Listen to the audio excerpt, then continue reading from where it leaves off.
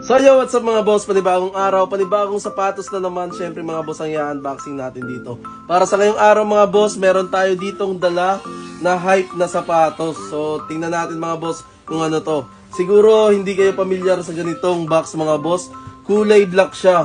So yung outer box niya mga boss, kung mapapansin nyo, merong cactus jack, sad face, so Nike Air brand mga boss, at syempre yung wing logo. So outer box siya mga boss, kasi meron pa siyang pinaka main box na kung saan dito nakalagay yung sapatos mga boss. Napaka solid nitong sapatos na to. Kung familiar kayo mga boss sa Jordan 1 Travis Scott na fragment, meron din siyang outer box kaso transparent na plastic. So dito naman mga boss sa Phantom or Jordan 1 Travis Scott Phantom, papel siya mga boss na color black. So napaka solid yan. So tingnan nyo sa video mga boss. So meron siyang mga detail. So pagbukas nga natin mga boss, yung box niya color black pa rin. At syempre meron siyang Nike brand logo dito sa may upper part, pati na rin dito sa may back part mga boss. Sa may side part meron din. At syempre mga boss, dito sa harapan yung size niya. So ayan, rekta tayo sa mismong sapatos. So pag open nga natin ang box mga boss, meron siyang libreng bandana or panyo. So napaka solid itong pair na to ha. Meron pa siyang palibreng ganito.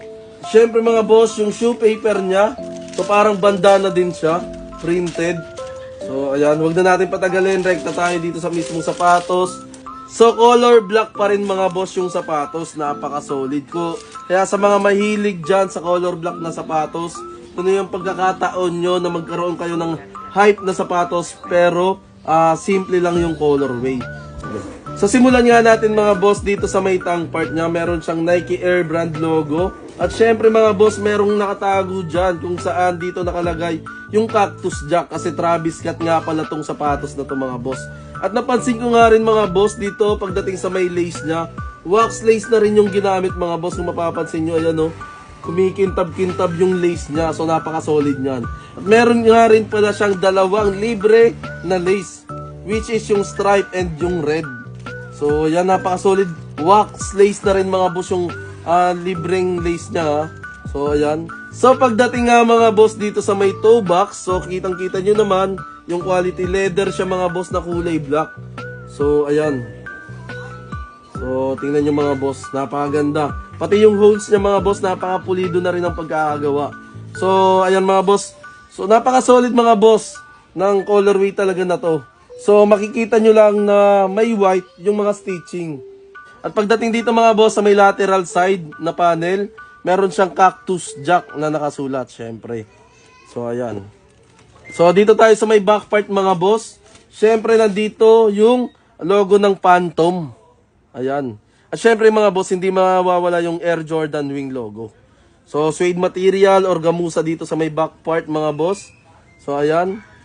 So pagdating naman sa insole mga boss, meron siyang Jumpman at Travis Scott na nakasulat. So ayan.